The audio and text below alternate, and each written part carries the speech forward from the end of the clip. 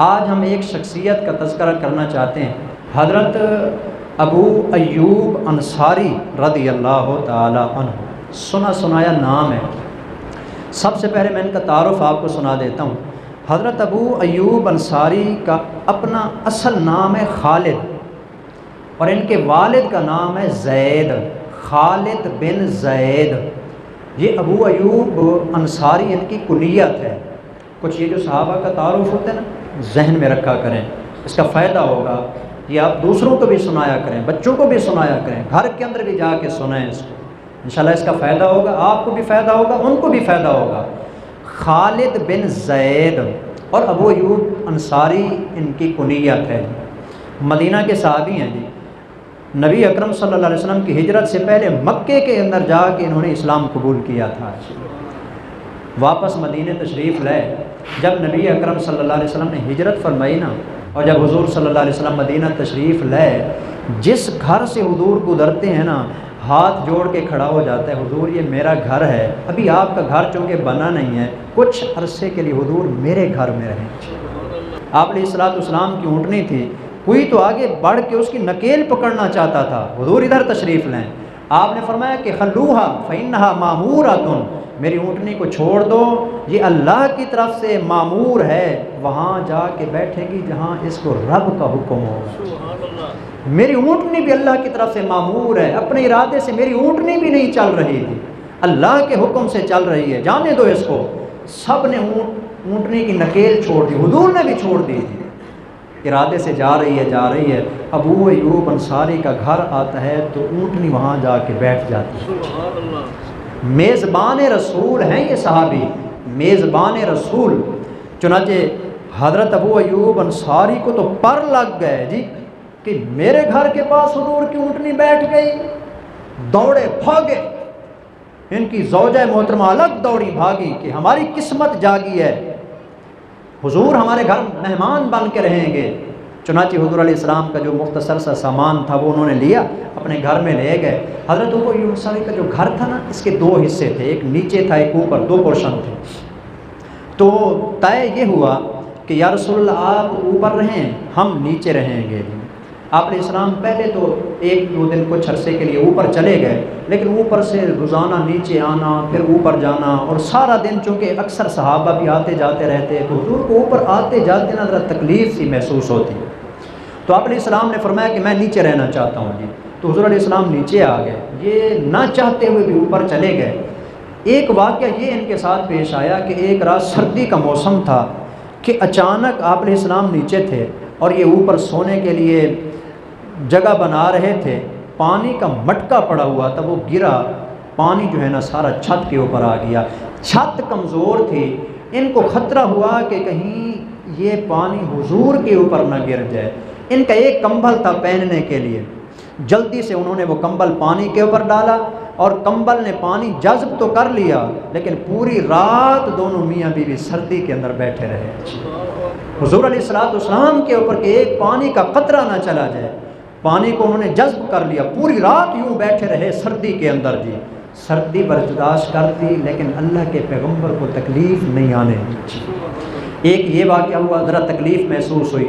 ایک دن سونے لگے نا دونوں میاں بیوی، ان کی بیوی نے کہا کہ ابو ایوب عجیب بات نہیں ہے، حضور نیچے ہیں ہم اوپر ہیں، جہاں حضور نیچے ہوں گے ہمیں تو نہیں پتا کہ حضور علیہ السلام اس وقت کہاں ہوں گے، کہیں اٹھ کے جا رہے ہیں، کہیں بیٹھے ہیں، عبادت فرما رہے ہیں، کہیں ایسا تو نہ ہو جائے کہ جہاں حضور نیچے بیٹھے ہوں ہمارا اس کے اوپر چھت کے اوپر ہمارا پاؤں آ جائے گی۔ کیا جا کے جواب دیں گے اللہ کو قیامت والے دن کہ حضور جہاں نیچے تھے اس کے اوپر تم نے چھت کے اوپر اپنا پاؤں رکھ دیا۔ پوری رات دونوں میاں بیوی کمرے کے آخری کنارے پہ جا کے جاگتے ہوئے انہوں نے گزارا، پوری رات نہیں سوئے تھے، پوری رات ایک کونے کے اندر سردی کے اندر یوں کر کے بیٹھے رہے۔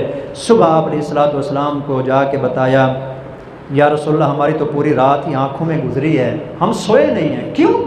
یا رسول اللہ ہمارا ذہن یہ بنا کہ کہیں حضور کے جہاں تشریف فرمائیں وہاں پاؤں نہ آ جائے ہمارا، ہم اوپر نہ آ جائیں، اس لیے ہم نے ایک کونے کے اندر بیٹھ کر پوری رات گزار دی ہے۔ جب آپ علیہ السلام نے یہ ساری ان کی صورتحال دیکھی نا، تو آپ نے فرمایا کہ چلو ٹھیک ہے، آج سے میں آپ کے اوپر والے بالا خانے پہ رہا کروں گا۔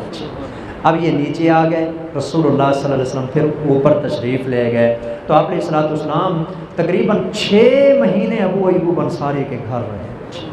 سبحان اللہ، یہ دنیا کا واحد صحابی ہے جی، تمام صحابہ میں یہ واحد صحابی ہے۔ کسی صحابی کے گھر کے اندر اللہ کے پیغمبر 6 دن بھی نہیں رہے۔ یہ واحد صحابی ہے کہ جس کے گھر کے اندر اللہ کے پیغمبر صلی اللہ علیہ وسلم مہمان بن کے 6 مہینے تک رہتے ہیں۔ حضرت ابو ایوب انصاری اور ان کی زوجہ محترمہ 24 گھنٹے اسی میں لگے ہوئے ہیں کہ آج حضور علیہ السلام کے لیے کیا کھانا بنائے۔ کھانا بناتے ہیں، پیش کرتے ہیں، محبت کرتے ہیں، پیار کرتے ہیں، اور پورے مدینے کے اندر ابو ایوب انصاری کا گھر یوں ہو گیا جیسے کوئی جنت کا ٹکڑا ہوتا ہے جی، ہر طرف چاروں طرف جب بھی دیکھو کوئی نہ کوئی حضور کو ملنے آیا کھڑا ہے۔ رونق سی بن گئی ابو ایوب انصاری کے گھر کے اندر، ان کے تو قسمت کے دروازے کھل گئے، خوش ہو گئے۔ تو جس وقت کافی عرصہ ہو گیا، 6 مہینے تک آپ علیہ الصلوۃ والسلام اس کے اندر رہے، ایک دن انہوں نے کھانا بنایا، آپ علیہ السلام کو دیا، تو کھانا آپ علیہ السلام نے جیسے تھا ایک لقمہ بھی نہیں توڑا، چوں کا تم واپس فرما دیا۔ جب کھانا واپس آیا، ان کے پاؤں تلے سے زمین نکل گئی کہ خیر ہے، حضور نے کھانا نہیں کھایا۔ انہوں نے زوجہ محترمہ سے پوچھا کیا بات ہے، کیا کیا ہے کھانے کو آپ؟ انہوں نے کہا کیا کچھ نہیں ہے، حضور سے پتہ کریں۔ تو آپ نے اسلام سے پوچھا، آپ نے فرمایا کہ دراصل اس میں نا پیاز اور لہسن کی کچھ بدبو سی محسوس ہو رہی تھی، اور حضور اتنی نفیس و طبع تھے نا، ذرا سی بدبو بھی کسی چیز میں ہوتی تو حضور نہیں کھایا کرتے تھے۔ آپ نے فرمایا کہ اور کوئی مسئلہ نہیں ہے، صرف پیاز اور اس لہسن کی وجہ سے نا میں نے کھانا نہیں کھایا، بٹ ٹھیک ہے میں بعد میں کھا لوں گا۔ یہ واقعہ میں آپ کو ویسے واقعے کے طور پر نہیں سنا رہا تھا، اگلی بات میں آپ کو سنانا چاہتا تھا۔ پیاز حلال ہے حرام ہے؟ لہسن کھانا حلال ہے، جائز ہے، ہم اس کو پکا کے روزانہ کھاتے ہیں۔ ابو ایوب انصاری فرماتے ہیں یہ میری زندگی کا آخری دن تھا، آخری سالن تھا جس کے اندر ہم نے پیاز اور لہسن ڈالا۔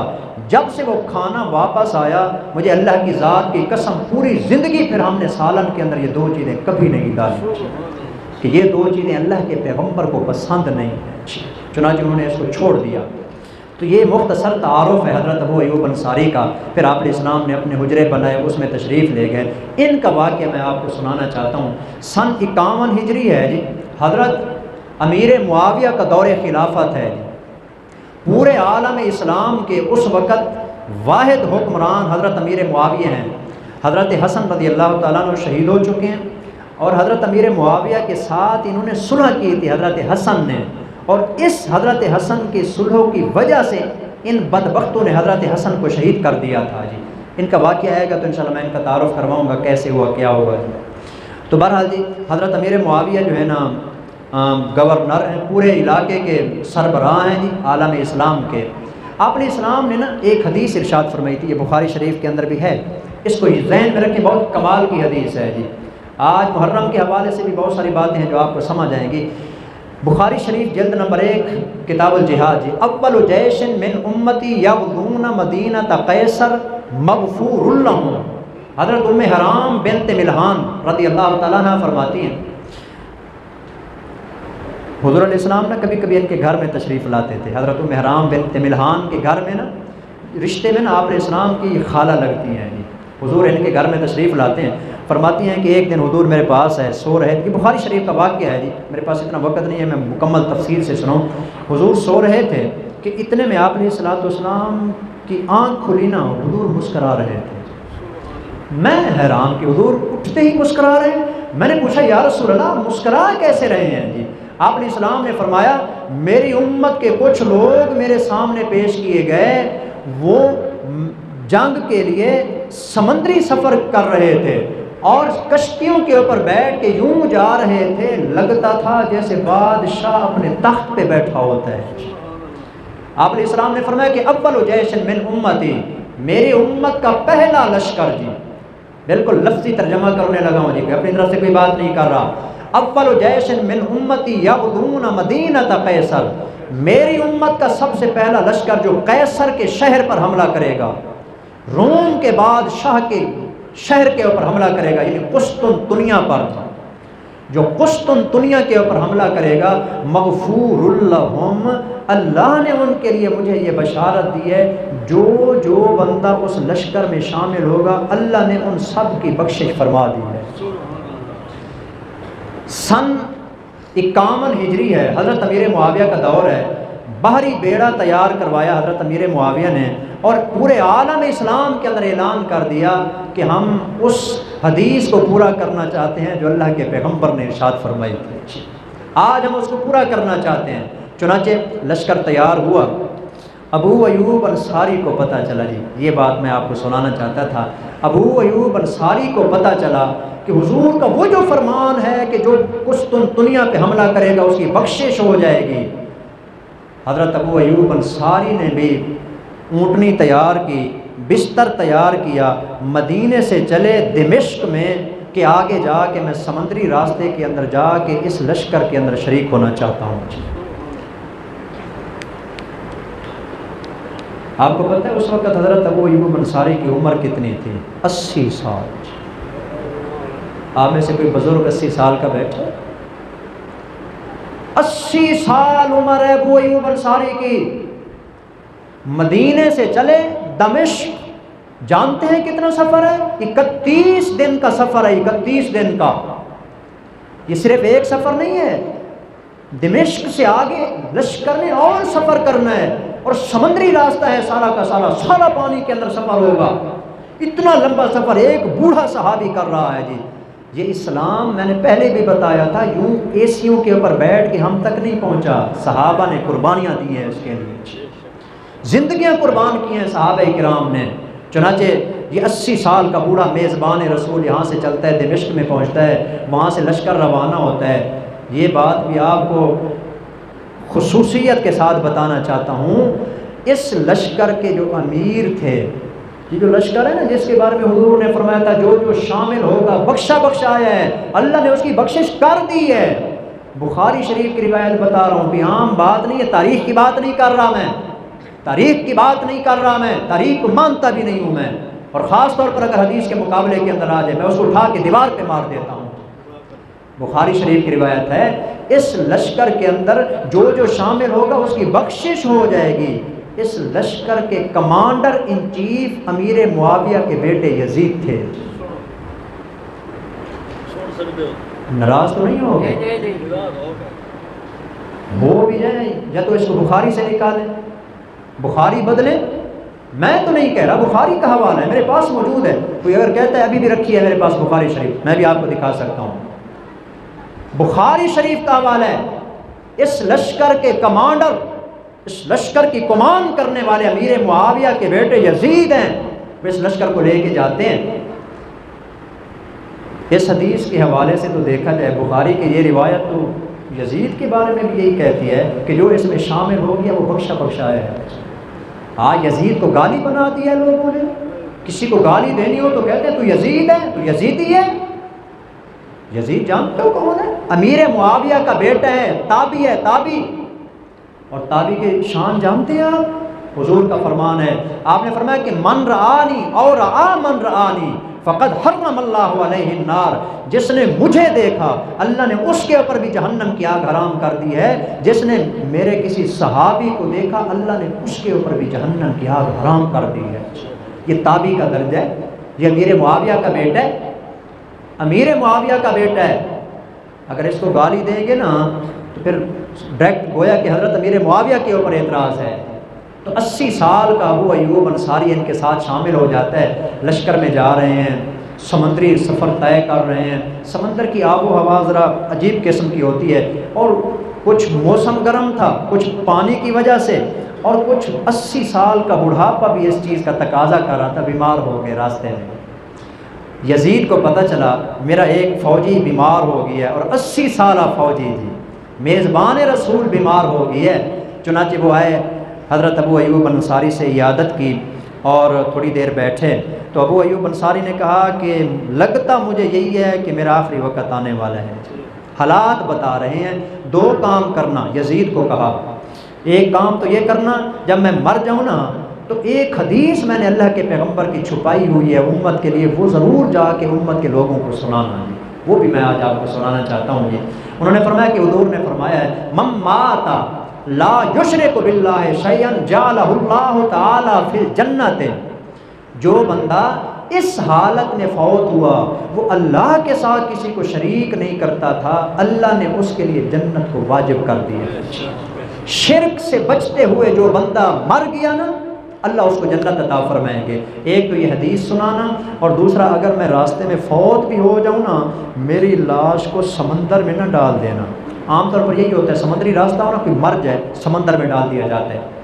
میری لاش کو سمندر میں نہ ڈال دینا، میری لاش کو بھی جہاں تک ہو سکے آگے لے کے جانا، اور جہاں تک آپ جا سکتے ہیں سارے مسلمانوں کو میرا سلام بھی کہنا، اور میری لاش کو بھی ساتھ لے۔ سامنے جب جاؤں گا نا، یہ اللہ کے سامنے کہوں گا یا اللہ میں زندہ تھا تو بھی تیرے راستے میں چلتا رہا، میں تو مرنے کے بعد بھی تیرے راستے میں چلتا رہا، تیرے راستے کے اندر میری لاش بھی چلتی رہی جی۔ چنانچہ حضرت ابو ایوب انصاری کا انتقال ہو جاتا ہے راستے کے اندر۔ اور ساتھ یہ بھی آپ کو بتا دوں، جس وقت ان کا انتقال ہونے لگا انہوں نے یہ بھی کہا تھا کہ آپ نے میری نماز جنازہ بھی پڑھانی ہے، یزید کو کہہ رہے ہیں، یزید کو۔ حضرت ابو ایوب انصاری کا انتقال ہو گیا، سمندر سے یہ نکلے نا، روم کے قلعے کے پاس پہنچے۔ قسطنطنیہ کا سب سے مضبوط قلعہ تھا رومیوں کا، عیسائیوں کا، اس کے نیچے پہنچے، محاصرہ کیا تو حضرت ابو ایوب انصاری کی لاش کو دفنانے کا پروگرام بنایا۔ ان کے قلعے کی دیوار کے نیچے انہوں نے قبر کھودی تھی۔ اوپر سے انہوں نے کہا کہ یہ کیا کر رہے ہو؟ انہوں نے کہا کہ ہمارا ایک آدمی فوت ہوا، ہم اس کو یہاں پر دفن کرنے لگے ہیں۔ یزید نے جنازہ پڑھایا، اس کو جب دفن کرنے لگے تو انہوں نے کہا کہ ٹھیک ہے ابھی تم دفن کر دو، تم نے واپس بھی تو جانا ہے نا، جب تم گئے نا ہم اس کی لاش نکال کے بحر پھینک دیں گے۔ اب ذرا سنیے گا، امیر معاویہ کا بیٹا یزید کتنا غیرت مند مسلمان تھا جی۔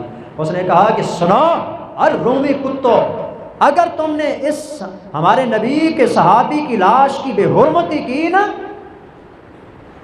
یہ ہمارے نبی صلی اللہ علیہ وسلم کا میزبان ہے، ہمارے پیغمبر اس کے گھر مہمان بن کے رہے، اگر تم نے اس کی لاش کی بے حرمتی کی، میں کعبے کے رب کی قسم کھا کے کہتا ہوں پورے عرب سے تمہاری تمام کی تمام قبریں اکھاڑ کے تمہاری لاشوں کو کتوں کے سامنے ڈال دوں گا۔